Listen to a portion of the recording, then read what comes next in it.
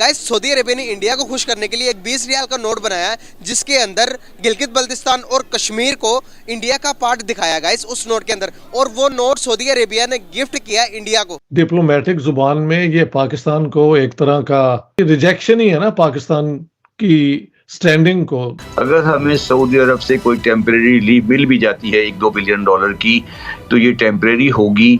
पाकिस्तान आगे अपने current account deficit पूरे नहीं कर सकता। अफसोस है मगर पाकिस्तान की हद दर्जा बीमार मईशत 22 करोड़ आवाम की सेहत और तंदुरुस्ती और इलाज और मालजे के लिए भी एक चैलेंज बन गई है। जी हाँ, कौमी खजाना इस कदर कंगाल हो चुका है कि जान बचाने वाली अद्वियात के खाम माल और मेडिकल सप्लाईज के इम्पोर्ट्स के लिए भी हमारे पास डॉलर्स नहीं हैं। IMF chief declines PM invite to Geneva moot. आप जानते हैं कि एक पाकिस्तान जो क्लाइमेट रेजिलिएंट पर एक कॉन्फ्रेंस करवा रहा है, उसके ऊपर प्राइम मिनिस्टर ने उनको इनवाइट किया कि आप भी तशरीफ लाए उसके अंदर, तो खबर यह है कि उन्होंने डिक्लाइन कर दिया। हम सबको, मेरे ख्याल बच्चे बच्चे को पाकिस्तान में पता है कि सऊदी अरेबिया ने भी कहा भाई बस बहुत हो गया, UAE ने भी कह दिया, अमेरिका, चाइना, IMF सब जो है सब ने हाथ उठा लिए।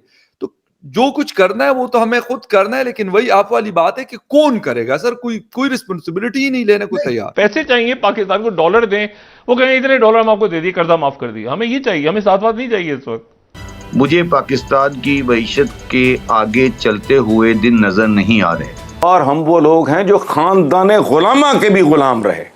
इंडियन इन्फ्लुएंस की वजह से और चाइना के साथ ताल्लुकात की वजह से वेस्ट हमें कोई किसी तरह की पजीराई नहीं दे। एक वीडियो वायरल है इस वक्त कि तालिबान ने आपकी नेशनल असेंबली के सामने खड़े होकर एक वीडियो बनाकर तो वायरल किया कि हम आ चुके हैं यहाँ। कल अमित शाह जी का आया 1 जनवरी 2024 को राम मंदिर रेडी होगा, तो 5 साल में ये प्रोजेक्ट खत्म हो गया। दोस्तों, आप सब कर्मा पर तो विश्वास करते ही होंगे जो ये कहता है कि बुराई के साथ हमेशा बुरा ही होता है। इसी तरह से दोस्तों अब पाकिस्तान के खिलाफ भी अब हर चीज बुरा ही हो रहा है। पाकिस्तान जिसे मुस्लिम उम्मा कहकर धोखा देते हुए आ रहा था, वही सऊदी अरब अब पाकिस्तान को धोखा देते हुए भारत की हर एक बात मान रहा है, जिसमें दोस्तों सऊदी अरब ने अपने करेंसी नोट में इंडिया का मैप बनाया और उस मैप में पाकिस्तान द्वारा कब्जाए गए POK और गिलगित बाल्तिस्तान को भारत का हिस्सा दिखाया। यानी कि इसका मतलब ये है कि पाकिस्तान जिस कश्मीर का चूरन पिछले 75 साल से बेचता हुआ आ रहा था, उसे भी खरीदने के लिए कोई तैयार नहीं है। और दोस्तों, आप सब जानते हो तालिबान के बारे में, जिसे पाकिस्तान ने ही ट्रेनिंग दी थी टेररिज्म की, और अब वही तालिबान पाकिस्तान के गली की हड्डी बन गई है। और अब तालिबान ने ऐलान किया है कि वे अब पाकिस्तान के कैपिटल और नेशनल असेंबली तक पहुंच गए हैं। तो चलिए दोस्तों, इसी पर पाकिस्तानी मीडिया का रिएक्शन देखते हैं। मुझे पाकिस्तान की मईशत के आगे चलते हुए दिन नजर नहीं आ रहे। हमारे अकाउंट्स नहीं मिल रहे हैं। मैं फिर वो कहता हूँ वो डिफ़ॉल्ट या नॉन डिफ़ॉल्ट की बात नहीं है। मुझे पाकिस्तान की मईशत को कोई भी रास्ता नज़र नहीं आ रहा जिसमें हम अपने मुल्क को इस तरीके से चला सकेंगे जिस तरीके से हम चला रहे हैं। अगर हमें सऊदी अरब से कोई टेम्परेरी लीव मिल भी जाती है $1-2 बिलियन की, तो ये टेम्परेरी होगी। पाकिस्तान आगे अपने करंट अकाउंट डेफिसिट पूरे नहीं कर सकता, और अगर जब तक पाकिस्तानियों को अपने रवैयों को और अपने रहने सहने को तब्दील नहीं करेंगे तो कोई चांस पाकिस्तान का नहीं है। उसामा, मेरा मसला पाकिस्तान की मईशत नहीं है। मैं कराची में डिफेंस के इलाके में रहता हूँ, शायद सबसे ख़राब डिफेंस में घर मेरा होगा, और जो मैं अपने आसपास दौलत की रेल पेल, शादियों में खाने, जो लोगों की उठना बैठना, जो गाड़ियाँ देखता हूँ, तो उसके बाद तो मैं ये और मुझे ये भी पता है कि वो लोग कितना टैक्स देते हैं और क्या करते हैं। तो कहना नहीं चाहिए, मगर मैं तो फिर ये ख्वाहिश रखता हूँ कि ये मुल्क एक दफ़ा उस बॉटम पर जाए और लोगों को एहसास हो कि हमने क्या चीज़ खोई है और क्या पाई है। TTP ने अपनी कैबिनेट बना ली है। आपने किस तरीके से खूबसूरत अंदाज से उनको टाइम दिया, 1.5-2 साल का नेगोशिएशन के बहाने, और वो आपकी हर चीज के अंदर घुस गए जिस तरह घुसने का हक होता है। उन्होंने खानेवाल में आपके 2 बंदे मारकर फिर उसके बाद उसकी जिम्मेदारी कबूल की।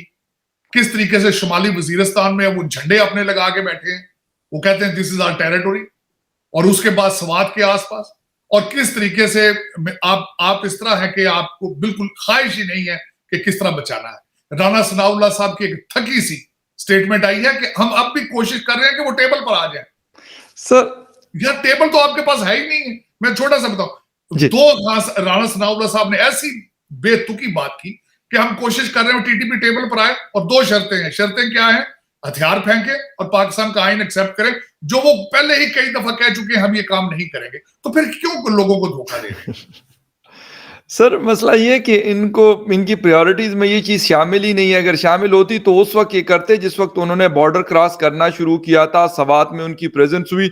और मैं आपको 2 दिन सर पहले की बात बता रहा हूं, जो इस्लामाबाद पेशावर मोटरवे है, बुरहान से पहले जहां पे मोबाइल टावर्स लगे हुए, एक के ऊपर मैंने खुद अपनी आंखों से मैं आ रहा था, और वहां पे अफगान तालिबान का व्हाइट फ्लैग जिस पे कलमा लिखा और तलवार का निशान बना हुआ है सर, वो लगा हुआ है। ये पंजाब के एरिया की मैं बात कर रहा हूँ, जो आखिरी डिस्ट्रिक्ट को आप क्रॉस करते हैं सवाबी से, ये हालात हुए। एक वीडियो वायरल है इस वक्त कि तालिबान ने आपकी नेशनल असेंबली के सामने खड़े होकर एक वीडियो बनाकर तो वायरल किया कि हम आ चुके हैं यहाँ। कांग्रेस का नारा था गरीबी हटाओ, गरीबी हटाते हटाते वो तारीख पे तारीख ना मिलावट फिर मिलती है, तारीख पे तारीख नहीं मिलता इंसान, गरीबी हटी नहीं। यहाँ मोदी जी का एक स्टाइल, अगर उन्होंने कुछ कह दिया इस इलेक्शन में, आपका अनाउंस कर दिया, इलेक्शन खत्म होती है आपको दिखेगी उसका फाउंडेशन स्टोन डल जाएगा, और अगले इलेक्शन से पहले उसका इनॉग्रेशन हो जाएगा। राम मंदिर की बात कीजिए, राम मंदिर लास्ट इलेक्शन के बाद फाउंडेशन स्टोन डल गया था। कल अमित शाह जी का आया 1 जनवरी 2024 को राम मंदिर रेडी होगा, तो 5 साल में ये प्रोजेक्ट खत्म हो गया। एक्सप्रेसवेज की बात कीजिए, खत्म।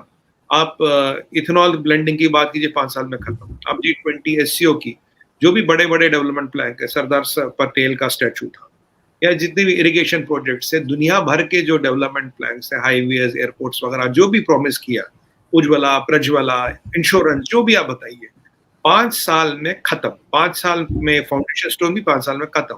ये जो वादे करते हैं ये परपोतों के लिए नहीं करते कि आज आप हमें साथ दो, जैसे पाकिस्तान में कहते हैं इंशाल्लाह आपके पोते और परपोतों के लिए तब तक हो जाएगा, वो किसी ने नहीं देखा, उतना टाइम किसी के पास नहीं। अब जब लोगों को करोड़ों टॉयलेट मिल गए, 2.5 करोड़ लोगों को घर मिल गया, राइट, उज्ज्वला गैस मिला, इंश्योरेंस मिला, ये सब डेवलपमेंट डिलीवर्ड। मैं हमेशा कहता हूँ it is a concept of development delivered. With in 5 साल आप डेवलपमेंट को डिलीवर कर पा रहे, लोगों के घर तक दे पा रहे। जैसे DBTs है, डायरेक्ट बेनिफिट ट्रांसफर, हम जनधन आधार मोबाइल की बात करें, वो क्या रेवोल्यूशन है। ये जो चीजें आई, जो लोगों के घर तक चेंज पहुंची, डेवलपमेंट पहुंची, उन्हें लगा नहीं यार ये पहुंचे। कल मैं अपने नेशनल टीवी पे था, तो हमने एक चैनल पे चल रहा था कौन सी स्कीम सबसे इफेक्टिव है। आरजू जी, जो घर वाली स्कीम है और जो सड़कों वाली स्कीम है, इतनी इफेक्टिव है, जो आदमी 20-25 हजार रुपए कमाता, 30 हजार रुपए कमाता, आज उसको घर मिला है। अब मैं आपको यूपी की बात बताऊं, यूपी में 43 लाख 43 लाख लोगों को घर मिला। आप देखिएगा कभी, वो कोई छोटे जुगाड़ मकान नहीं, प्रॉपर अपार्टमेंट्स है, प्रॉपर अपार्टमेंट्स मिले हैं, मतलब 1 कमरा 2 कमरा वाला, toilet, latrine, bathroom, ventilation, gas pipe सब लगा है, मॉडर्न डे इंफ्रास्ट्रक्चर है, इसलिए ईज ऑफ लिविंग में हमारा नंबर इतना ऊपर आया है। ये मिला 43 लाख लोगों के मकान, मजाक है कहीं? आप बताइए 2.5 करोड़ लोगों को मकान, मतलब करीब मतलब 2.5 करोड़ लोगों को मकान, मतलब 2.22 मिलियन, 22 मिलियन लोगों को मकान। 43 लाख लोगों में से करीब 33% करीब तो माइनॉरिटी कम्युनिटी के, जबकि माइनॉरिटी कम्युनिटी का इतना वो नहीं है। झारखंड में मकान मिले, वेस्ट बंगाल में मकान मिले, वहां मिले जहां बीजेपी का रूल नहीं है, पर क्योंकि जहां पार्लियामेंट्री इलेक्शन आता है, हर कोई आप देखिए, इसीलिए across the country Modi ji के लिए वोट करता है। भाई 303 सीटें लाना तो मजाक है नहीं, तो चाहे स्टेट में गवर्नमेंट किसी की भी हो, पर जब पार्लियामेंट्री इलेक्शन आता तो वोट मोदी जी को ही मिलता, वो कंपिटिटर कोई है नहीं वहां पे। कारण इसी का यही है, because this is development delivered. ये लोगों को दिख रहा है यार, 5 साल में अगर इन्होंने बोल दिया 5 साल में हो जाएगा। मैंने आपको लास्ट टाइम बोला था कि एक्सपर्ट्स कितने पहले थे, अब कितने हैं, 1 लाख से 70 लाख वर्क वीजा, कोई मजाक नहीं है। फॉरेन एक्सचेंज रिजर्व की बात कीजिए, आपको पता हमने 30 साल तक हॉविट्जर गन नहीं खरीदा, एक के बाद एक स्कैम, एक के बाद एक स्कैम। अब जब अपाची, चिनूक, राफेल, S-400, दुनिया भर के इतने बड़े हमने एक्विजिशंस की, एक पैसे का एलिगेशन नहीं है, और टाइम पे चीजें हो रही है। यूपी में सबसे ज्यादा सड़कें बन गई, UP ease of doing business में टॉप पर आ गया, शायद नंबर 1 या नंबर 2 है, जितना FDI है उसमें, क्राइम खत्म हो गया। तो ये जो लोग को चीजें दिख रही जिससे उनकी मूलभूत जिंदगी, उसे कहते हैं बेसिक्स ऑफ लाइफ, चेंज हो रहे हैं। अब लेडीज पूछा गया आपके घर में सिलेंडर आया, कह रहा आया, टॉयलेट आया, राशन मिला, लाया। 80 करोड़ लोगों को आप खाना खिला रहे हो जो अभी अफोर्ड नहीं कर सकते, मजाक नहीं है। 50 करोड़ लोगों को आपने इंश्योरेंस दिया, मजाक नहीं है। आपने यूपी की मैं बात करूं, करीब 59 मेडिकल कॉलेजेस आपने खोल दिए, 1 करोड़ 38 लाख आपने गवर्नमेंट स्कूल रिपेयर कर दिए।